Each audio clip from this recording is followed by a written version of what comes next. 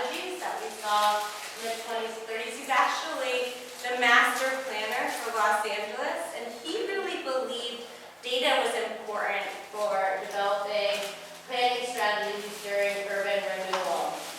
And this is actually a map that Harlan Bartholomew made for removing, or as evidence for removing areas of the Lower East Side. And ultimately, his work using data had a large impact on the types of developments like this housing project in Chicago.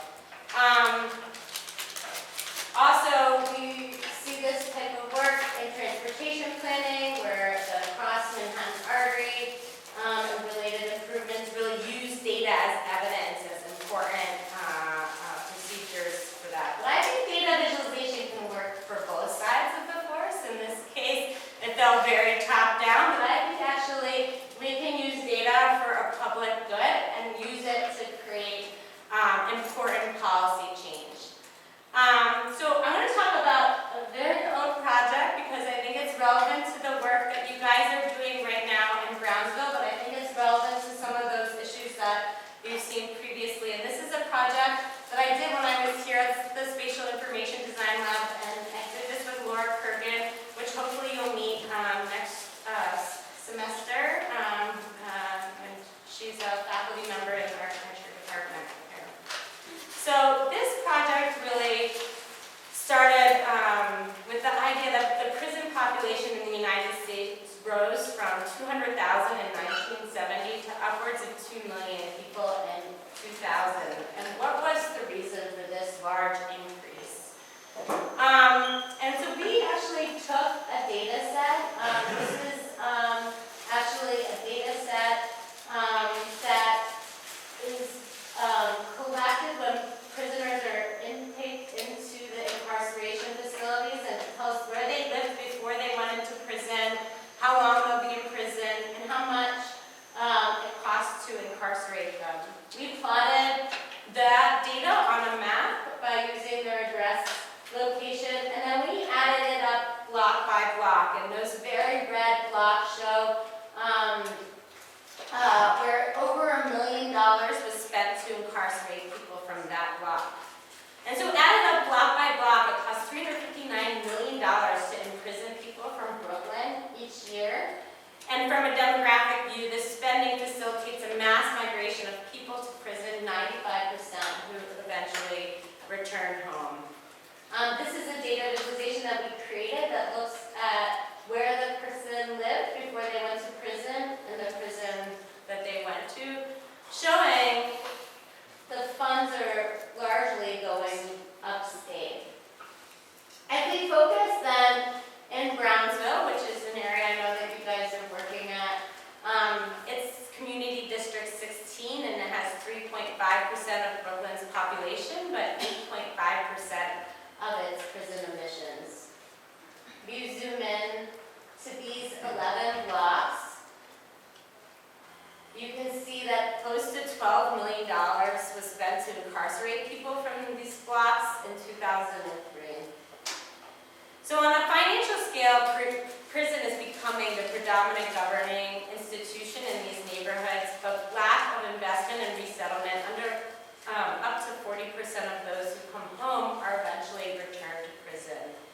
And so the idea of the project is, what if more resources were organized around settlement than around displacement?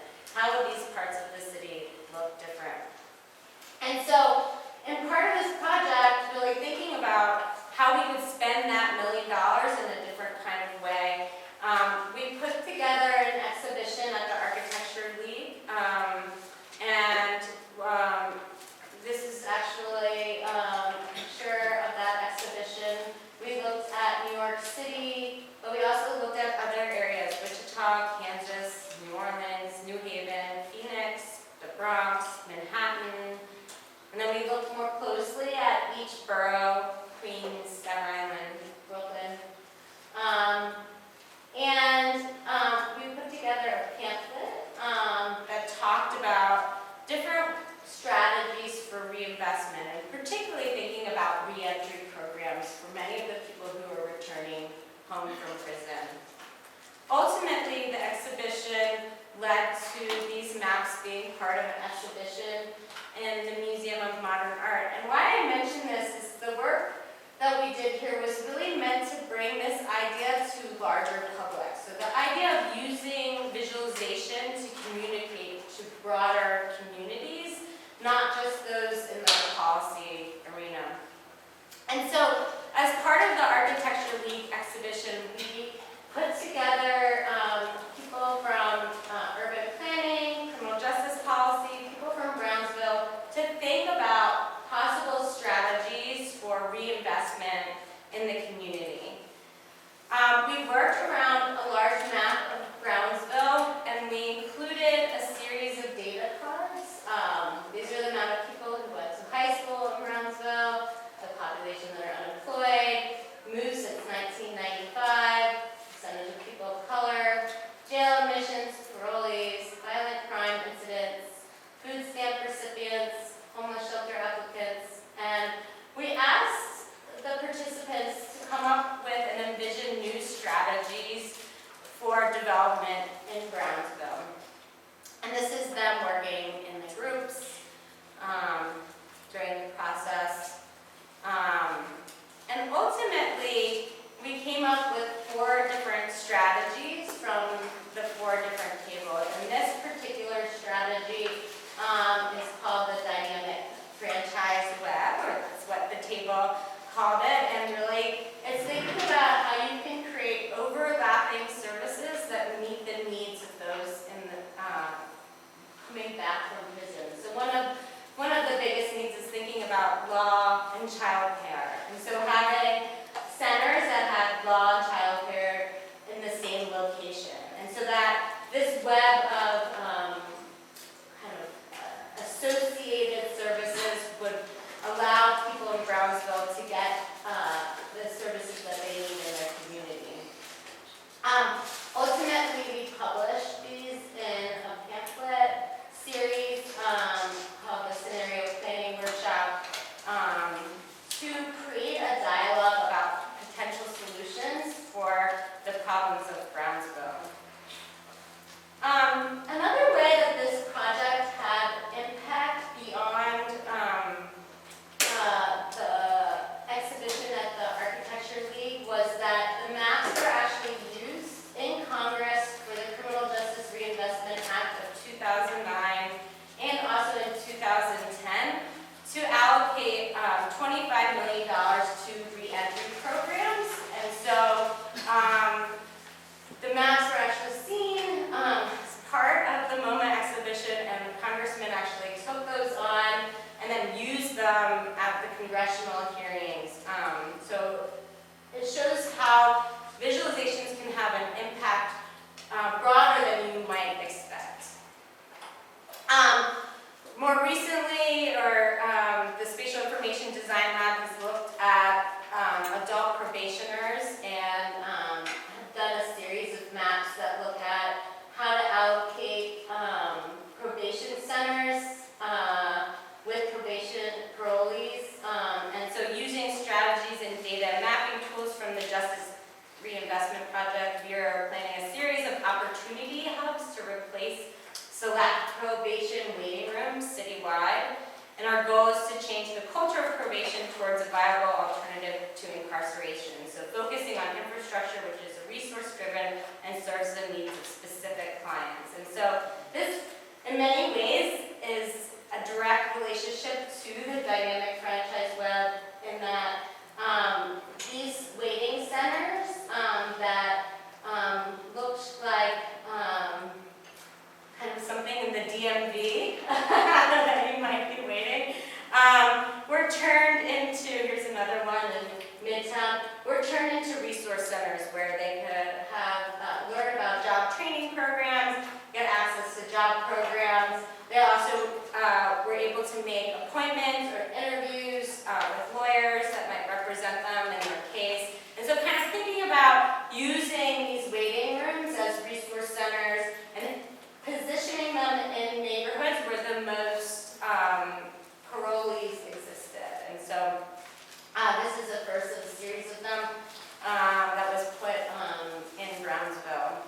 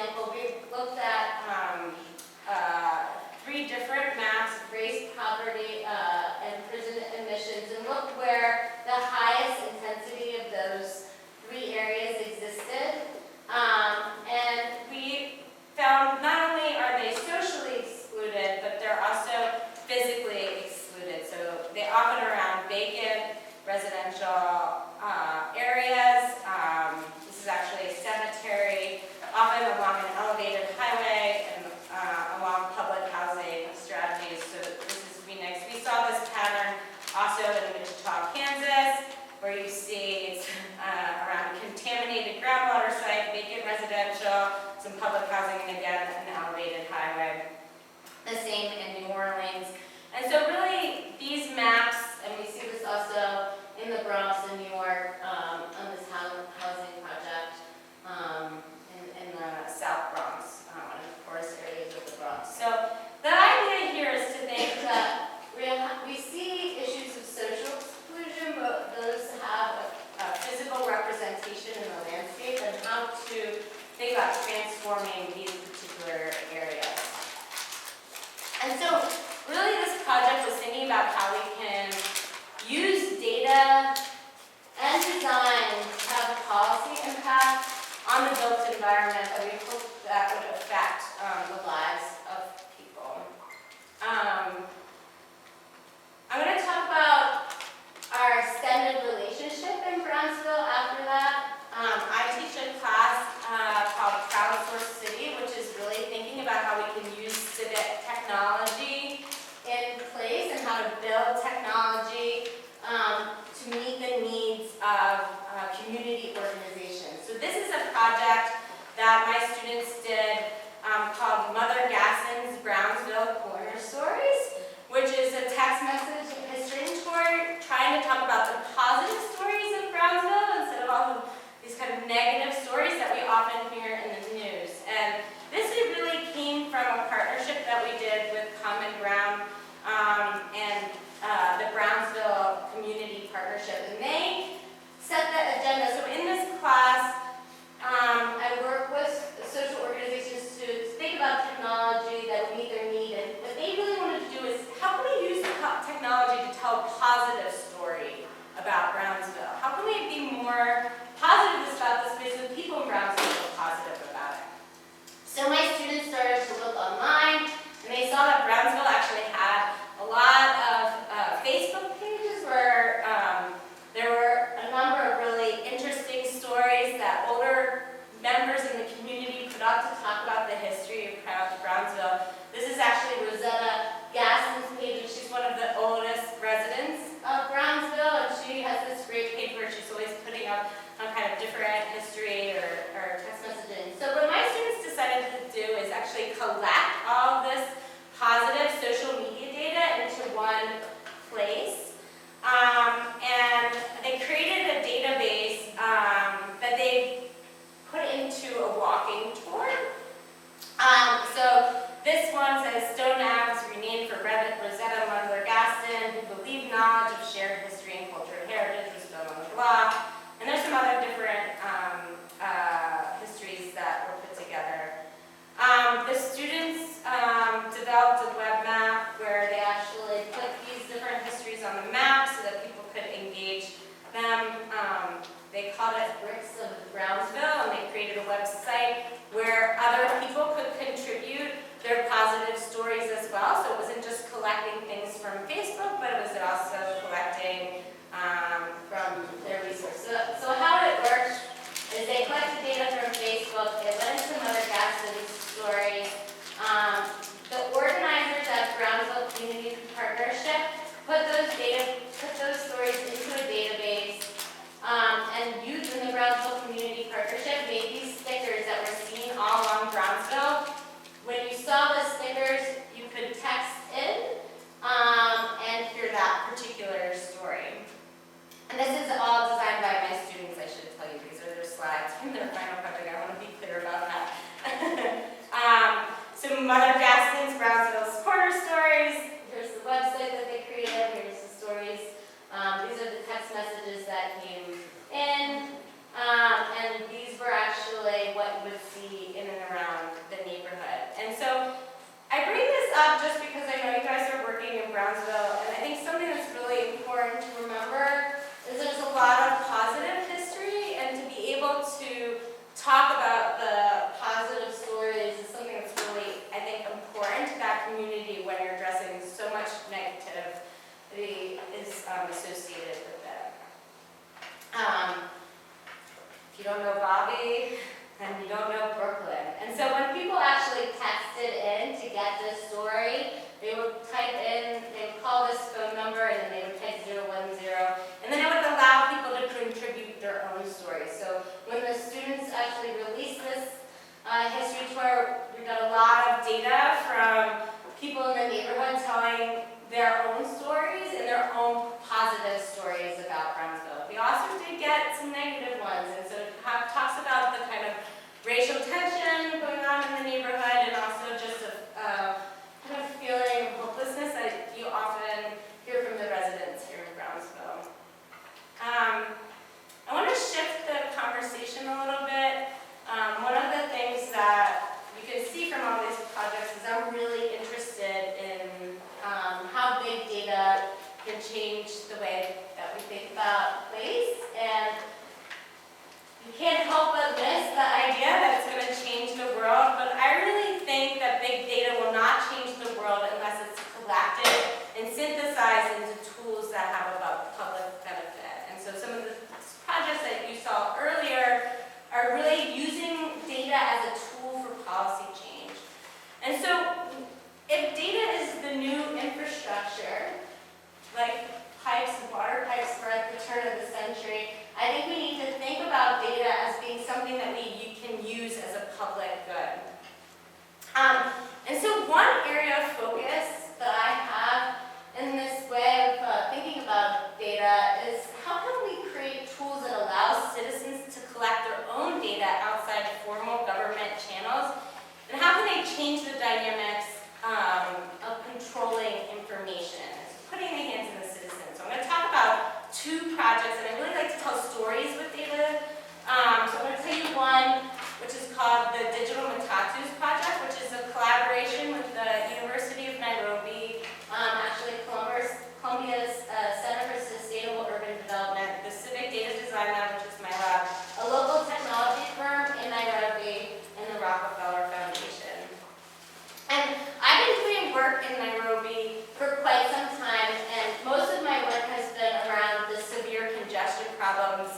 And this is a problem in many developing cities. They've rapidly expanded, and the traffic patterns haven't been able to handle that.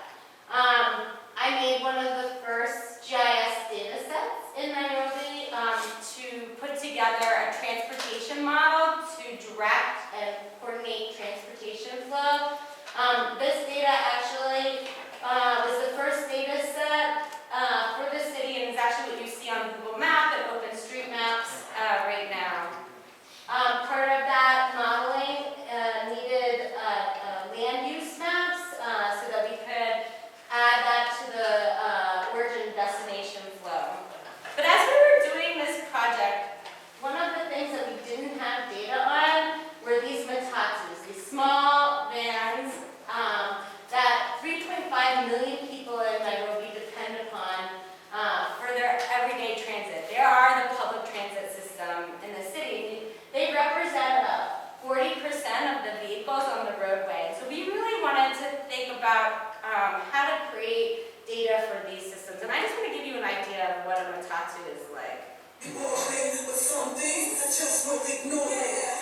If you wouldn't know better, you could be in a club or a bar, but you're not. You're in a minibus driving through Nairobi. And with volumes like this, we better not go on an empty stomach. On the other side, they're painted in odd designs. And their name Matatu is derived from the Kiswahili words for 3 cents for a ride, which nowadays is more like 30 cents. The fares are raised by the conductors.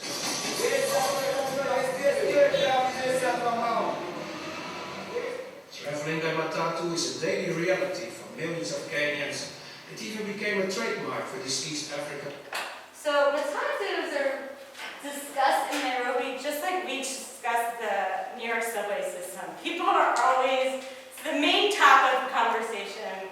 Did you get the disco matatu? Do you have the jump? Did you see Beyonce matatu? My matatu skip my stop. They're just, like we talk about transportation, they are the public transportation in the city. But it's hard to navigate, and one of the reasons for that is because anybody can get a matatu vehicle. And this is actually a matatu sign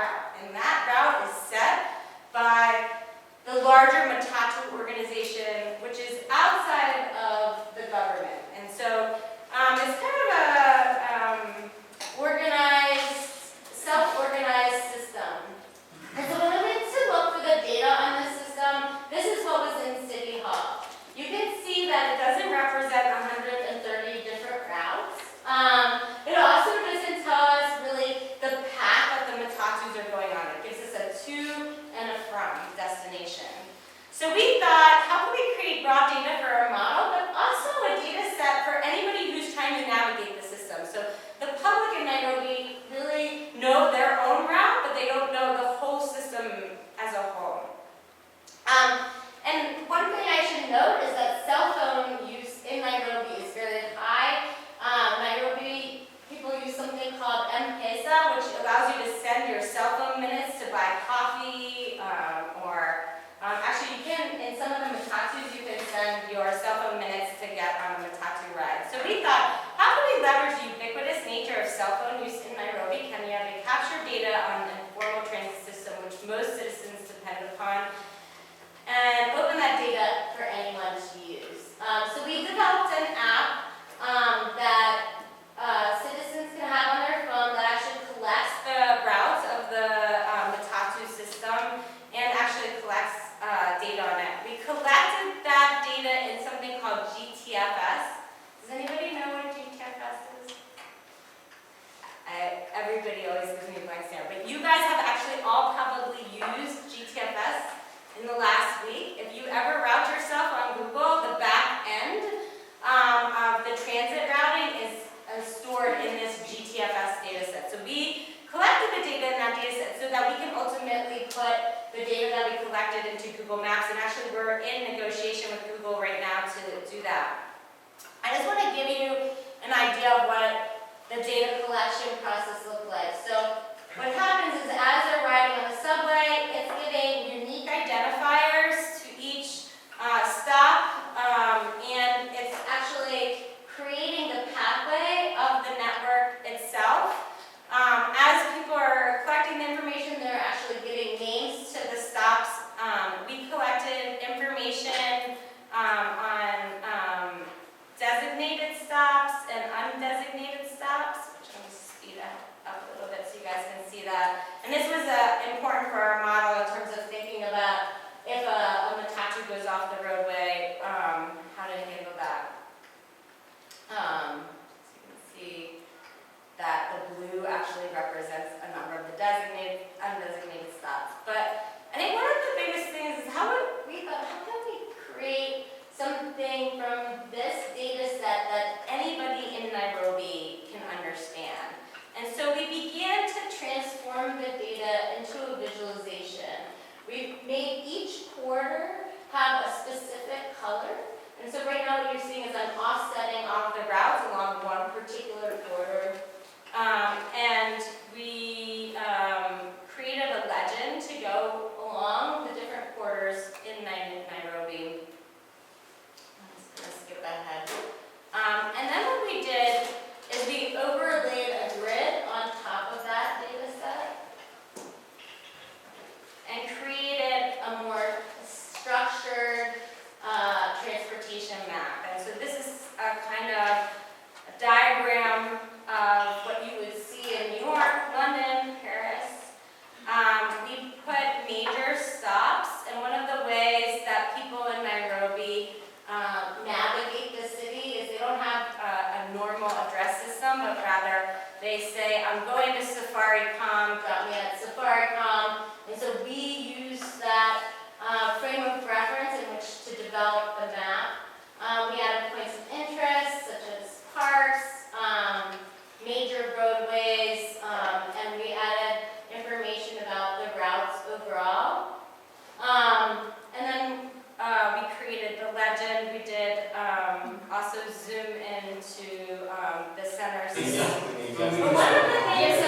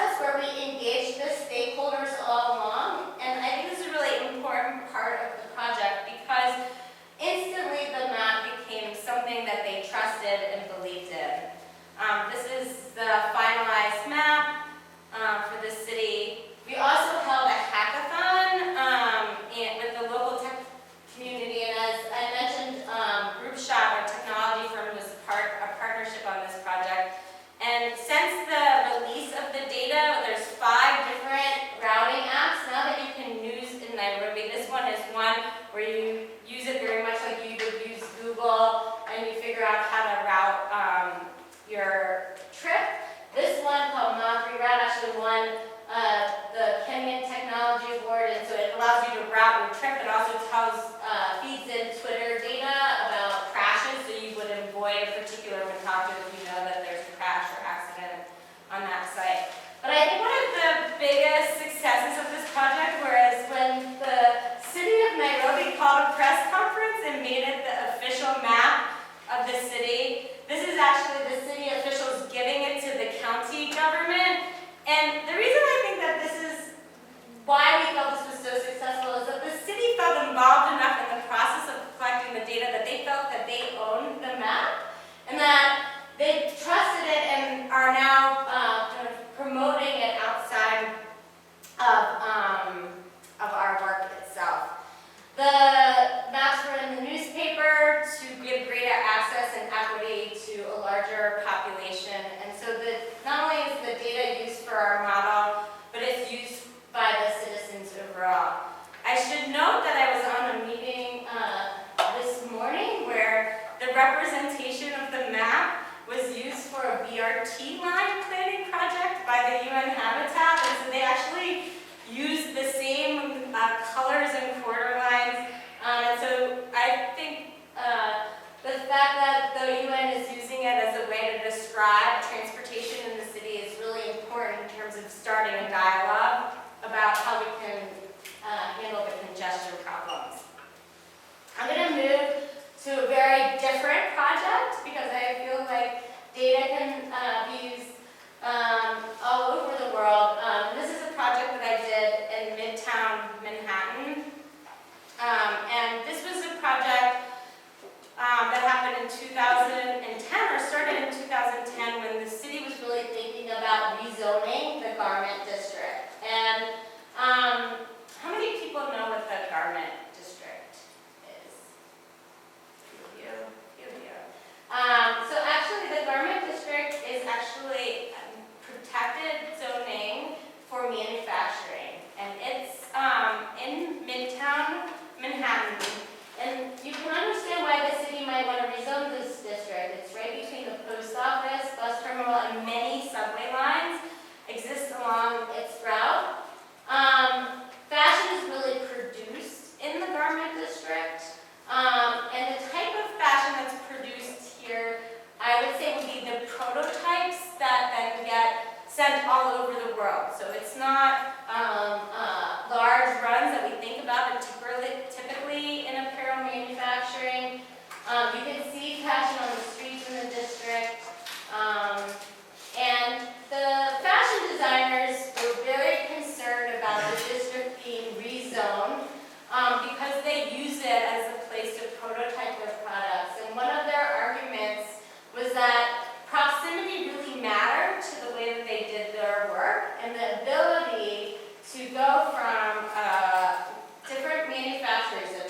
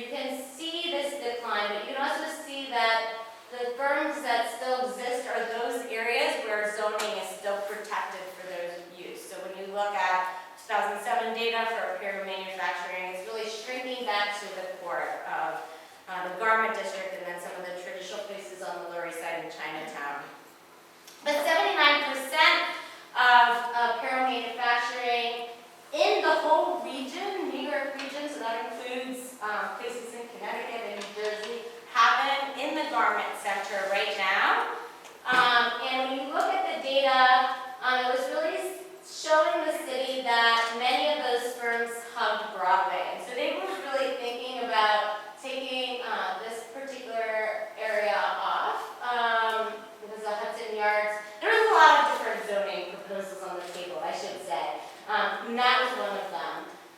The fashion designers were saying that this area actually was more important than these areas, and that actually architecture firms were getting the manufacturing in those areas. So there's contention about this data set, which should be the official data set for the city. So we thought, how could we track an industry in motion? And so what we did is use smartphones to explore the spatial network of the garment industry in New York. And we used the fashion designer as the kind of brain of our agglomeration.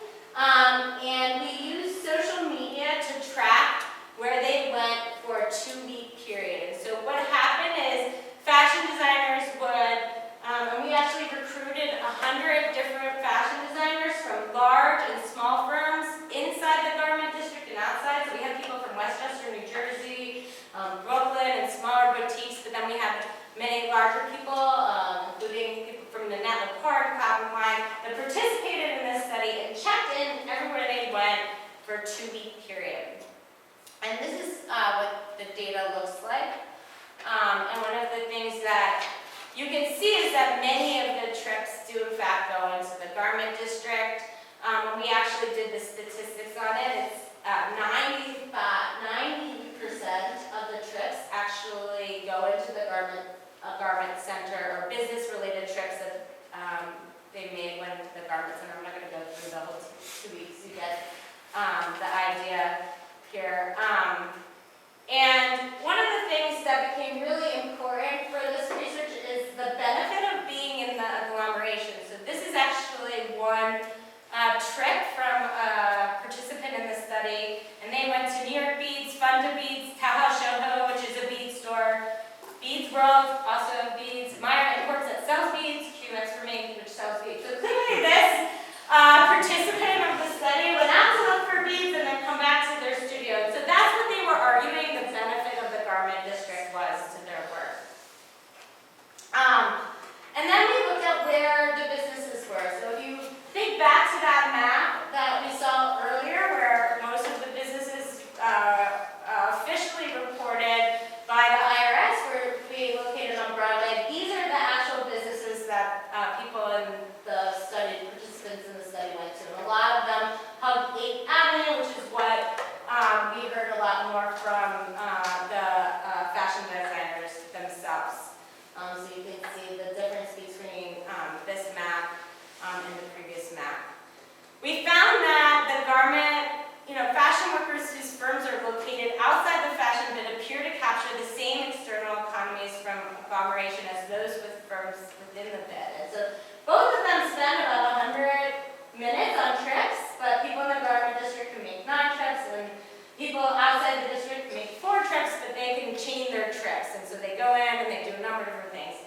This is really well set out in the agglomeration literature, but one of the things is that this information was largely documented through interviews, and now we had data to understand these patterns of agglomeration.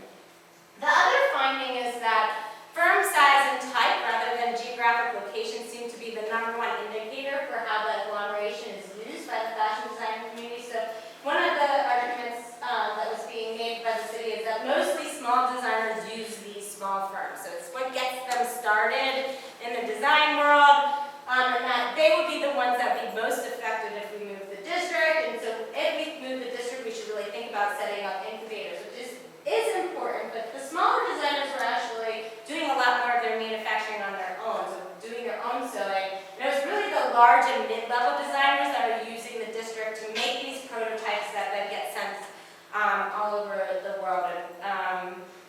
In New York City, fashion is $31 billion